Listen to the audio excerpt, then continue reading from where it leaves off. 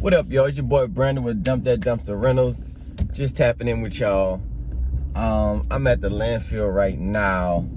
I'm at one of the larger ones, and I think I'm the only pickup truck. Let me see if I can turn my camera around. This is a line. You can't really see the trucks yet because they're like in a line right in front of me. But these are all dump trucks and the huge roll-offs. Let me take it off of here.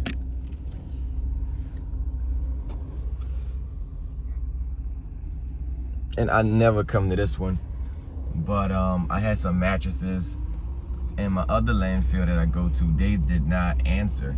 So I didn't know if they were closed because it's tomorrow is Mardi Gras New Orleans, so the schedules are always out of whack. So I wasn't gonna drive way down there if they didn't answer the phone. So I came to this one. They answered. They take mattresses, and that's what I have some mattresses from a customer in the back. But you can kind of see. I'm the only pickup truck. I just have my regular load residential customer. But I drive my truck and trailer better than some of these guys out here with these huge trucks. Probably most of these guys. But hey, I want to check in today. I think this video is for any of the small guys that's trying to structure their business, become more legit, right? A lot of us like start the business as a side hustle, and then it gets to the point where you're making money. It's like, all right, how do I kind of structure this thing? And I'm not talking about like legalities, like LLCs and different things like that. I'm talking about like policies and guidelines and do's and don'ts when you're dealing with the customer. Like you don't want to just freelance and have everything just customer to customer. You want to put things in place so that when you're ready to grow or scale, you can basically hand this cheat sheet to someone. Say you want to hire someone to answer the phones, or you want to hire someone to drive, or you want to have guidelines already in place. You have to be your own HR, your own human resources with the policies. And I'm gonna just throw a few at you, just something to consider. And I know you probably, it's not something that you can just add. Well, you can, but you don't have to just add all of these at once. You can kind of gradually add these, but you just have to think about it. All right, so the first one I put is the price. Try to stay consistent on your price. Don't adjust your price based on a customer telling you, hey, I won't fill it all the way up, or hey, I don't need it a full day, I need it a half day, or hey, like it's still gonna cost you the same amount whether they finish early or not. You have to leave and you have to come back just as you would if they kept it the full duration. So don't let a customer swindle you out of your price. Now, I know it's gonna be some times where you're like, I need this cash, I could really use this cash, it's not that much. And I guess it's fine if you're at that place, but once you get to a point when you're ready to really become legit, you don't want to treat your business like a hustle to the point where you're negotiating all the time. You want to have your fees and either take it or leave it. And that's kind of how you have to be when you're looking at your price, right? What else? Let's talk about additional dumps. I remember I used to always have a customer would call and say, hey, how much would it be for you to dump it and bring it right back? But I still only keep it for 24 hours. And it becomes tricky because now it messes up your schedule, and now you have to use your gas to pick it up. You have to pay dump fees, bring it back, and when you dump it again, there's more dump fees. So you're trying to calculate what it's gonna be. Okay, first of all, am I going to do this? Is it worth my time? Because they're not gonna want to pay for an additional day, but it's almost, that's how much it's gonna cost you to do that, to head back, to stop what you're doing, to go pick up a dumpster, bring it to the landfill, depending on how far it is, bring it all the way back, and then come back the next day and do it again. That gets pretty expensive, especially with gas and everything going up. So first of all, figure out, do I want to do this? If I do, set your guidelines so you don't have to think about it. You don't want to be negotiating over the phone on, hey, I can come back or I can't. So, man, I'm gonna let y'all see this. Once I pull up, I'm gonna let you see all of these trucks. These are all garbage trucks and dump trucks. I'm gonna be the only pickup truck. But lucky for me, this is not my first time. I remember the first time I came to this landfill, and it was early in the morning, and this how it was, and I was super nervous because I was like, everybody's looking at me. These guys are backing in with a truck. I have a trailer. Well, I get stuck. But I'm gonna flip it around.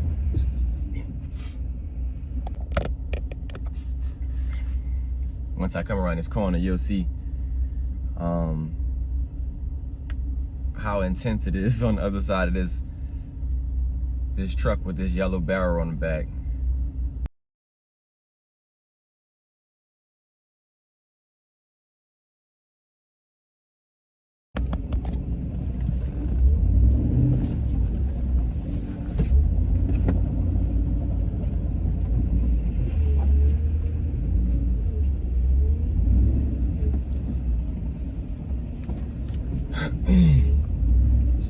It's a lot of trash. This is like the main landfill for the entire city of New Orleans and the surrounding cities.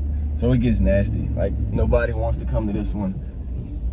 It's mud and nasty food and real trash. Our normal landfill is mostly construction. So I'm gonna try to get in and out. The only good thing is you know I'm gonna run into nails. So, yeah, here we go.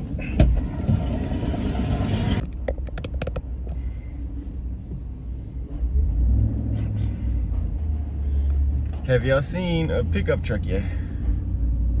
Just me.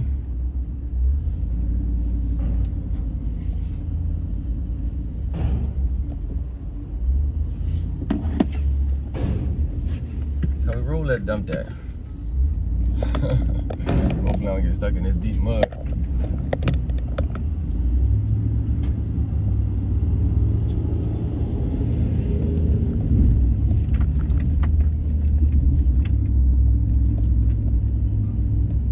Hey, get it. So like, does any of your landfills take appliances? Or do you have to go to a facility that takes scrap metal? How much does the facility with the scrap metal, do they charge you? Do they pay you? Who takes mattresses? How much will they charge you? You know, so it's all about numbers. And look at your numbers, which help you create your policy. And tires, do you take tires? Where can you offload tires? How far is the location for you to offload tires? Is it worth your time? So right now, I don't even say I take tires. I just say call for a quote. It costs me $2 per tire. So if I'm gonna deal with the tires, I have to charge you what, $5, $7 per tire, whatever it is. But it needs to make sense. And knowing your numbers, knowing all of your expenses, is gonna tell you how much to charge, and it's gonna tell you if it's worth your time, which basically creates your policy. So I just paid for the drop, and it was $50. If you can see that, which is it's pretty cheap. So that's why you kind of have to know your landfill policies as well for you to create your policy. But back to like putting these policies and guidelines in place to make your business a bit more legit, to kind of give you structure, which in turns makes your business a bit more legit. A few other ones that I didn't mention was So you want to know if you're going to take deposits, because if you take deposits, then you can have a deposit if they send you on a dry run. And also you want to have deposits for cancellations. When you set up your cancellations, how long can a customer have before they have to call you to cancel?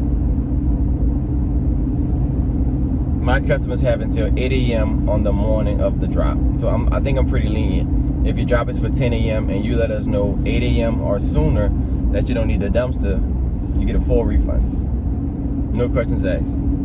But anything beyond that, it's $50. So it's a $50 that we'll keep and we'll send the rest back.